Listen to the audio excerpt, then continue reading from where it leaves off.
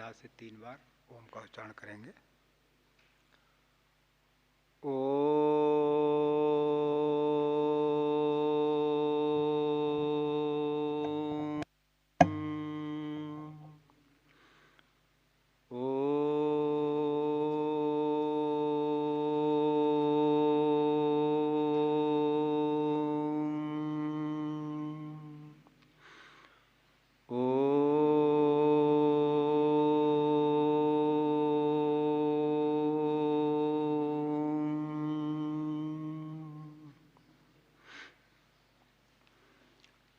यज्ञशाला में उपस्थित आर्यभद्र पुरुषों, पूज्य मातृशक्ति, आदरणीय आचार्यगण, प्रिय विद्यार्थियों, अपना विषय चल रहा था कि महर्षि दयानंद का दार्शनिक चिंतन क्या था। आज बंध और मोक्ष के बारे में स्वामी जी के क्या विचार थे और उससे पूर्व विचारकों के क्या विचार थे, इस संबंध में कुछ चर्चा करते हैं।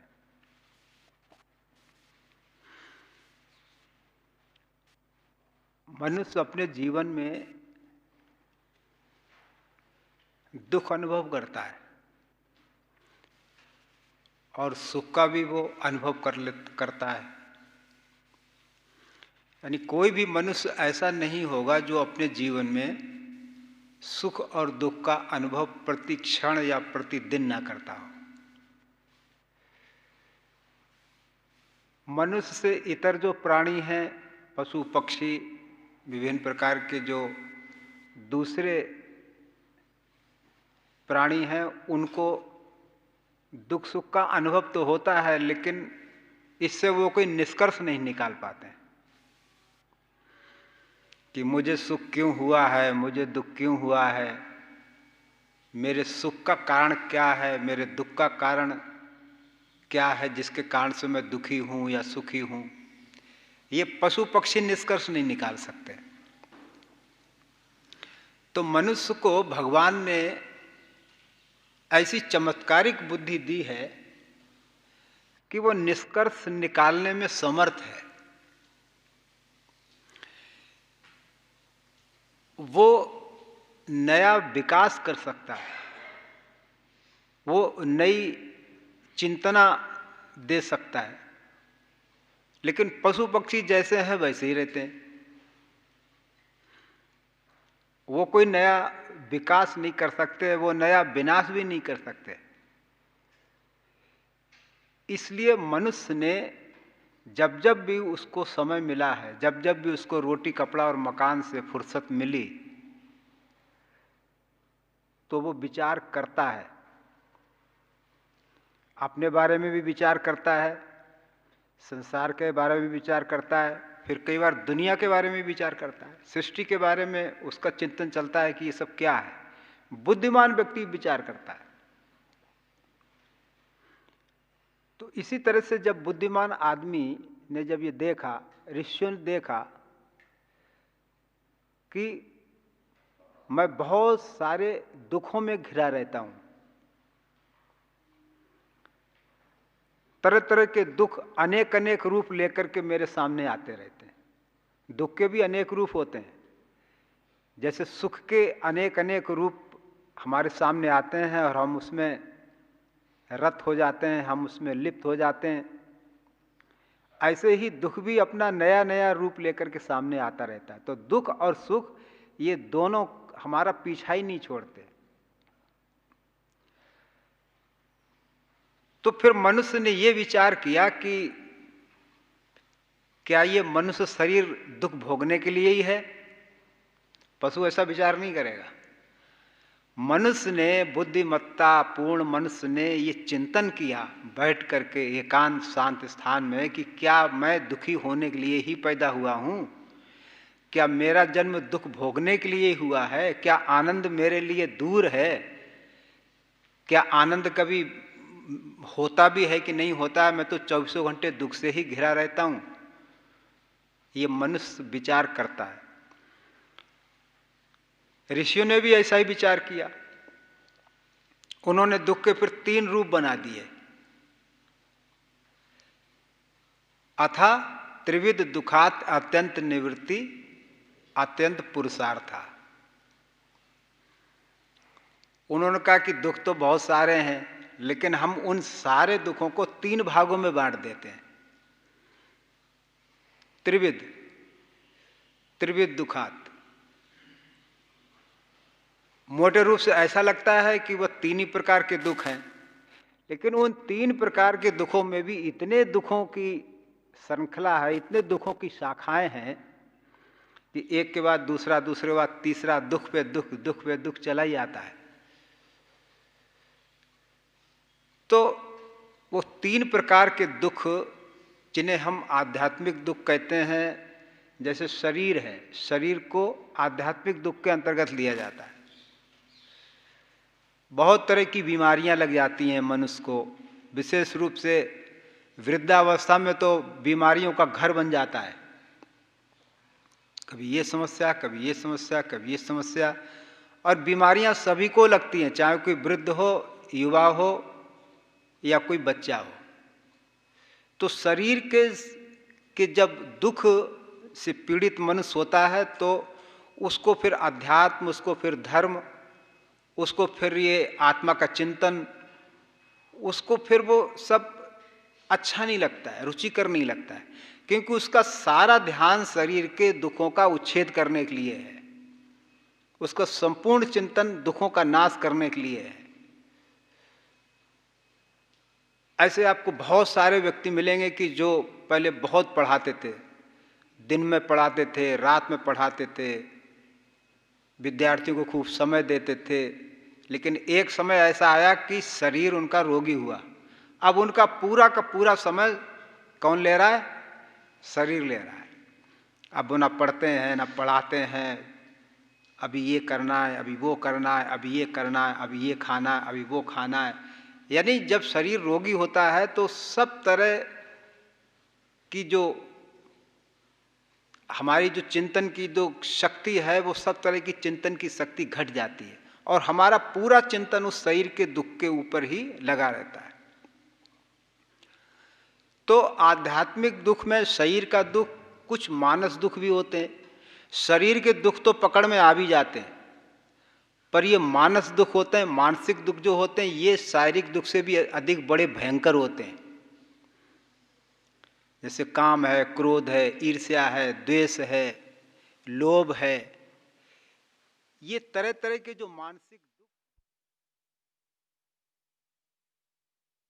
है, अकाल है, सूखा है, कई तरह की दुख से आदमी घिरा रहता है। तो फिर ऋषियों ने एक उपाय निकाला। समझदार व्यक्ति उपाय निकालता है ना, अगर वो कोई व्यक्ति दुखी रहता है तो वो उपाय निकालता है, और जो उपाय नहीं निकालता है वो पूरी जिंदगी दुख में ही रहता है, दुख में ही आता है, दुख में ही जीता है, दुख में ही समाप्त हो जाता है। लेकिन बुद्धिमान व्यक्ति उपाय निकालते हैं। उन्होंने देखा कि ये 3 प्रकार के दुख हमारे पीछे लगे हुए हैं, क्या कोई ऐसा भी मार्ग है कि जो इन तीनों दुखों से हमें मुक्त करने की क्षमता रखता हो?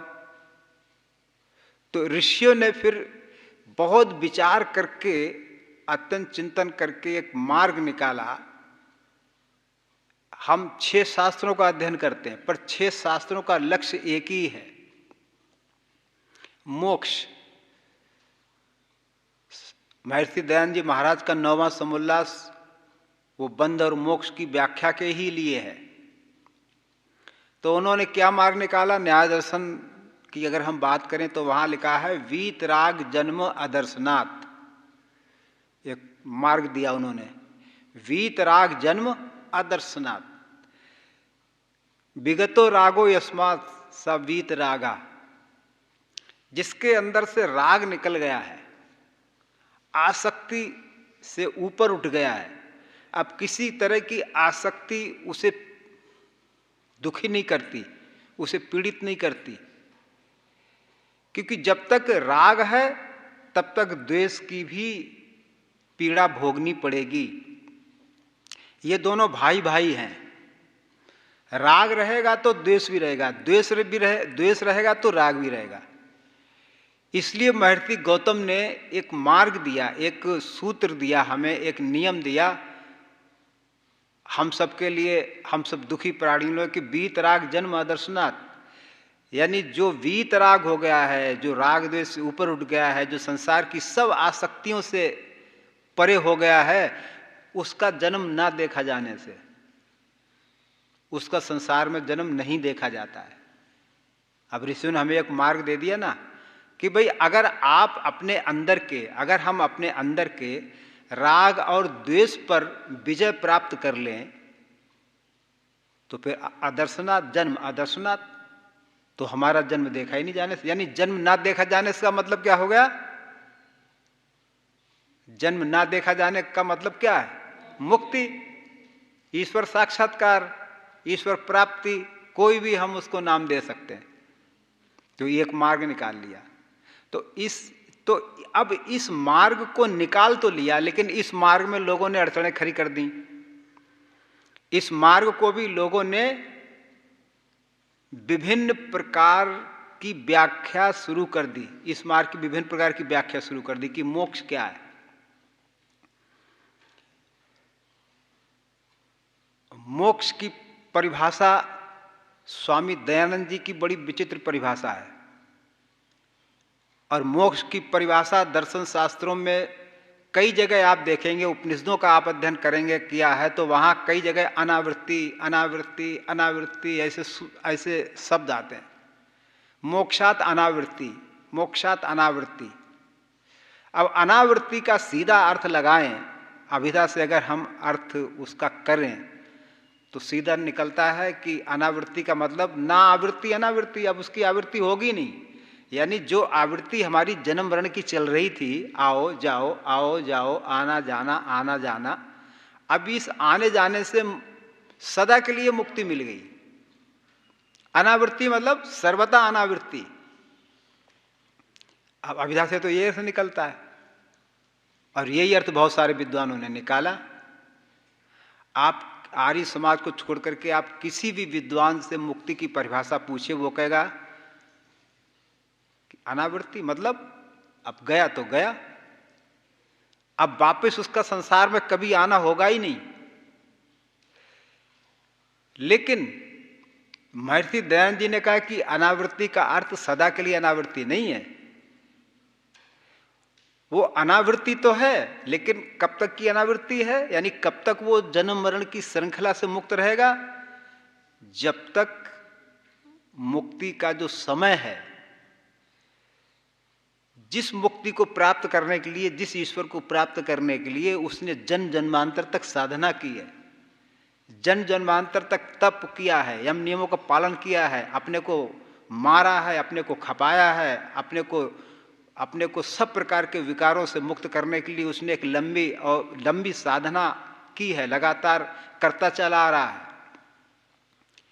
लेकिन कितनी ही जन्म जन्मांतर तक साधना करो, कितने ही जन्म ले लीजिए, लेकिन उसका कोई अंत तो है ना। साधना किस लिए कर रहा है जीवात्मा? मुक्ति के लिए। लेकिन क्या ऐसी मुक्ति के लिए साधना कर रहा है कि फिर कभी इस संसार में आना ही ना हो?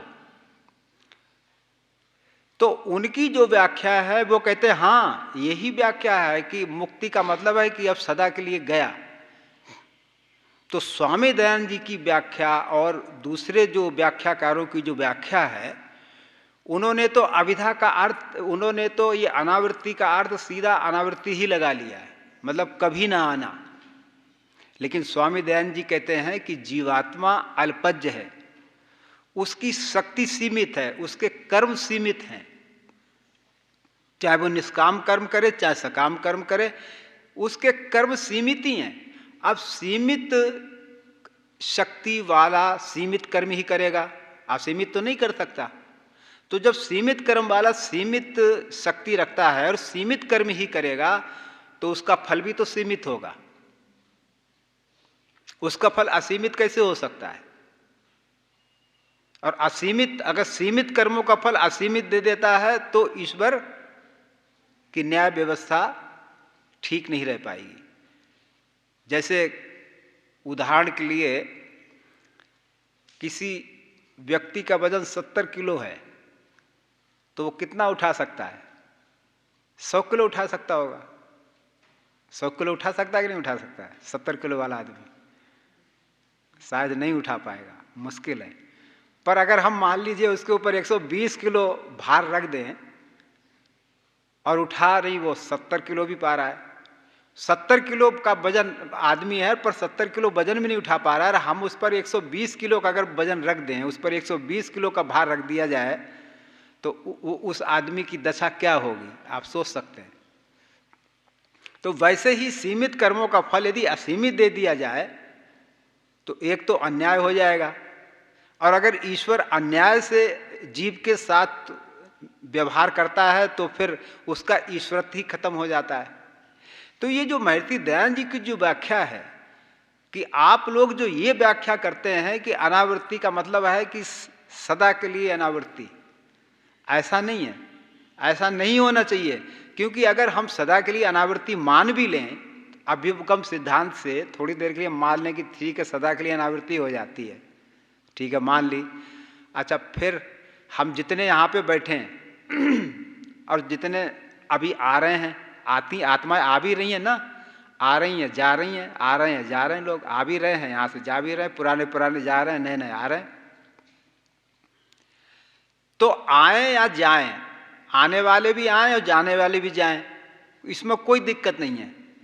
लेकिन प्रश्न ये खड़ा होगा कि अगर एक एक करके सारे मुक्ति में चले जाएंगे, मुक्ति में तो जाने ही सब, अच्छा हम सब मुक्ति में गए कि नहीं गए?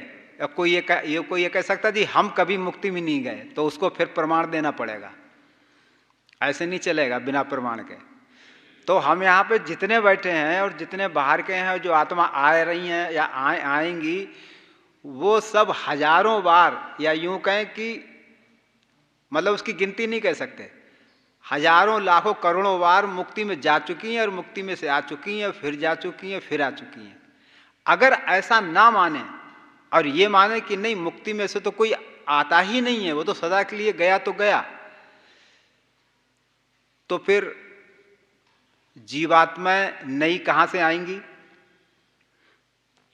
नई कहां से आएंगी? और स्वामी जी तर्क करते हैं कि पूर्व पक्षी अगर ये कहता है कि फिर से उतनी आत्मा उत्पन्न कर देगा, तो अगर जीवात्मा उत्पन्न कर देगा तो फिर तो वो जड़ हो गया, फिर जीवात्मा जड़ होगा कि नहीं हो गया?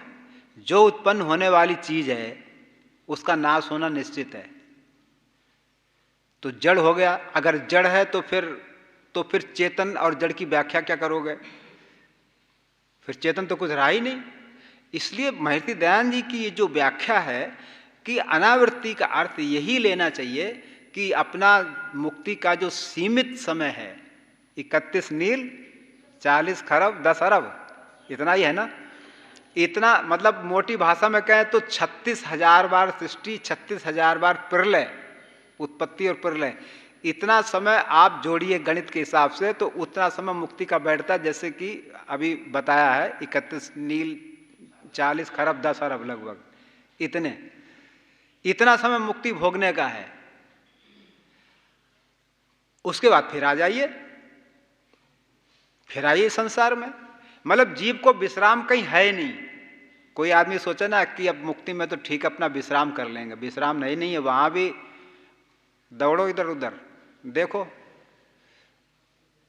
अव्याहत गति से घूमता है, लिखा है ना स्वामी जी सत्ता प्रकाश में, अव्याहत गति से बिना किसी रुकावट के आता जाता है, सृष्टि के लोक लोकांतरों को देखता है। कब से देख रहा है? कोई गणित है? कब से देख रहा है? कोई प्रारंभ है? हमने सूर्य के अंदर मान लो बीच में घुस करके देख लिया, हमने सूर्य के अंदर घुस करके देखा है कि नहीं देखा है?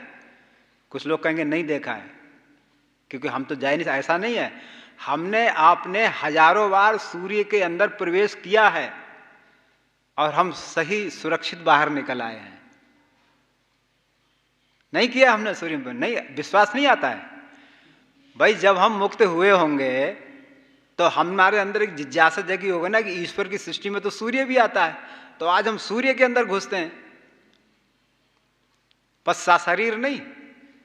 ये शरीर में तो सूर्य के अंदर क्या, हम सूर्य से 10 किलोमीटर दूर जाएंगे तो हम ही भस्म हो जाएंगे, सूर्य तो वैसा का वैसा ही रहेगा। तो हमने आपने अनंत बार का मतलब बहुत अधिक, करोड़ों लाखों अरबों बार हमने मुक्ति का सुख भोगा है। और मुक्ति में सुख क्या है? वहां मुक्ति का सुख यही है कि वहां अविद्या की दम निकल जाती है, अविद्या की ताकत नहीं रहती। तो ऋषियों ने ये निर्णय निकाला कि वीतराग जन्म आदर्शनाथ, कि वीतराग जो हो गया है, राग जिसका समाप्त हो गया है, ऐसा व्यक्ति का जन्म संसार में नहीं देखा जाने से। तो अब प्रश्न खड़ा हुआ कि भाई ये राग द्वेष क्या है? तो महर्षि पतंजलि तैयार बैठे थे, बोले घबराते क्यों हो? हम उत्तर देते हैं ना। तो क्या उत्तर दिया? सुखानुसई रागा और दुखानुसई द्वेषा, ये उत्तर उन्होंने दे दिया। अब इस पर चिंतन करिए आप।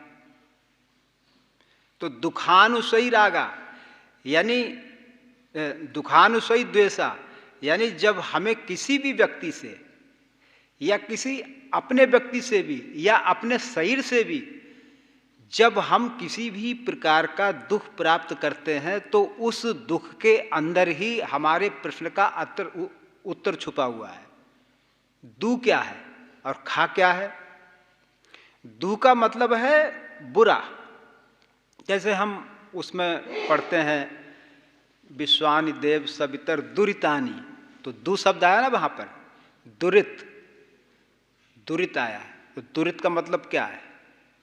दूर रहे, जिससे हम दूरी बनाए रखना चाहते हैं उसका नाम है दुरित। तो दु शब्द यहां पर असंयम के लिए आया है, यानी बुरे अर्थों में आया है। दुख, खा का मतलब है इंद्रिय, यानी जो व्यक्ति अपनी इंद्रियों से बुरे कर्म करता रहता है, दुष्कर्म करने में लगा हुआ है, तो दुष्कर्म करने के अनंतर उसको क्या मिलेगा? वही मिलेगा जो वो कर रहा है, उसको दुख ही मिलेगा। तो दुख का मतलब ऐसा नहीं है कि किसी और ने हमारे लिए उत्पन्न किया हो।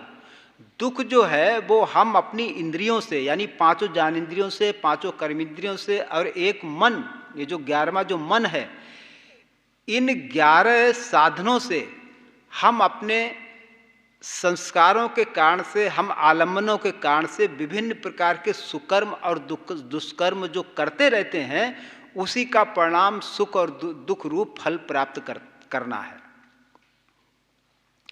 तो ये जो दुख है, तो जब व्यक्ति बार बार किसी व्यक्ति से परेशानी अनुभव करता है, तकलीफ अनुभव करता है, कष्ट का अनुभव करता है, तो उससे वो बचना चाहता है कि ये व्यक्ति मेरे सामने नहीं आना चाहिए। और न्याय दर्शन में बादशाह ने भी इसी तरह का भाष्य किया है। उसका भाव बता देता हूं, तो वो जो उसको दुख देता है उसको वो जिहासती, यानी उसको वो छोड़ने की इच्छा करता है, और जो उसको सुख पहुंचाता है उसको ग्रहण करने की इच्छा करता है। यही पहेली, यही आंख मिचौनी हम पूरी जिंदगी भर खेलते रहते हैं। आंख मिचौनी खेली होगी ना आप लोगों ने? नहीं खेली है? कईयों ने खेली होगी। तो आंख मिचौनी क्या होता है? छोटे बच्चे होते तो वो आंख बंद कर देते हैं और फिर कोई ऊपर से थप्पड़ मारता है, और फिर कहता बता किसने थप्पड़ मारा। तो आंख मिचौनी क्या है? ये हम झूले झूलते रहते हैं। कभी राग के झूले में चले झूलते हैं, कभी द्वेष के झूले में आ जाते हैं, कभी राग के झूले में झूलते हैं, कभी द्वेष के झूले झूलते हैं। यानी हम झूला झूल रहे हैं। किस में झूला झूल रहे हैं? राग और द्वेष में झूला झूल रहे हैं। तो वहां पर पतंजलि भी, महर्षि पतंजलि महाराज भी इसी बात का संकेत कर रहे हैं कि दुख जो है वो आदमी चाहता नहीं है, लेकिन उस दुख के अंदर जो एक राग आकर्षण बना रहता है, दुख के अंदर भी आकर्षण होता है व्यक्ति को। क्योंकि दुख जो है वो आदमी दुखी क्यों हुआ? क्योंकि उसने जिसे सुख मान करके पकड़ा, उसमें उसे उस समय दुख नहीं दिखा। जिस समय उसने सुख मान करके किसी व्यक्ति को पकड़ा या किसी पदार्थ का सेवन किया, जैसे मान लीजिए काला सांप है, काला सांप होता है ना, यहाँ हमारे ब्रह्मचारी बहुत पकड़ते हैं सांप और हमें दिखाते हैं, देखो आज ये पकड़ा है। अभी तो शायद कम पकड़ रहे हैं, कहीं से सूचना नहीं आई। बरसात में या गर्मियों में ज्यादा निकलते हैं। तो एक बार सांप ऐसा पकड़ा इन्होंने कि वो डिब्बे के अंदर बंद कर दिया। डिब्बा प्लास्टिक का था, पारदर्शी था, तो उसमें से ऐसा सांप ऐसा ऐसा दिख रहा है, ऐसे करके कर रहा है। तो कोई सोचे कि ये सांप तो कि देखो कितना अच्छा लग रहा है, और कोई छोटा बच्चा उसको पकड़ ले, हाथ मार दे, तो उसको सुख मान करके पकड़ा है ना उसको, सांप को। लेकिन वो सांप अपनी प्रतिक्रिया क्या देगा कि वो डस लेगा, और डस से हमारी मृत्यु भी हो सकती है। तो इसी तरह से यहां पर महर्षि पतंजलि भी उसी बात को कह रहे हैं कि अगर आप राग और ये जो द्वेष है, ये राग और द्वेष जो है ना, ये हमारे गुण नहीं है, ये आत्मा के गुण नहीं है। राग और द्वेष ये आत्मा नैमित्तिक रूप से वो अपने अंदर आरोपित कर लेता है। राग और द्वेष किसके गुण हैं? रजोगुण के ये हैं। रजोगुण से ये समुद्भवा, रजोगुण से उत्पन्न होते हैं ये। तो कहने मतलब ये है कि महर्षि दयानंद जी ने जो मुक्ति की जो व्याख्या की है, उनकी व्याख्या युक्ति संगत भी लगती है और वो व्यवहारिक भी है। क्योंकि अगर हम ये मान के चलें कि मुक्ति में से कोई आता नहीं है तो संसार वापिस नहीं दिखेगा, पूरा संसार ही नष्ट हो जाएगा। और अगर हम ये मान लेते हैं कि नए जीव उत्पन्न कर देता है तो फिर उसको जड़ मानना पड़ेगा। तो आज ये थोड़ा सा चिंतन किया, बाकी चर्चा फिर कभी करेंगे। आप लोगों ने बहुत ध्यान से सुना, इसके लिए आपका बहुत बहुत धन्यवाद। शांति पाठ। ओम द्यौ शान्तिरन्तरिक्षं शान्ति पृथिवी शान्तिराप शान्तिरोषधया शान्ति वनस्पतया शान्तिर्विश्वे देवा शान्तिर्ब्रह्म शान्ति सर्वं शान्ति शान्तिरेव शान्ति सामा शान्तिरेधि। ओम शान्ति शान्ति शान्ति। सर्वेभ्यो नमः। सबको सादर नमस्ते।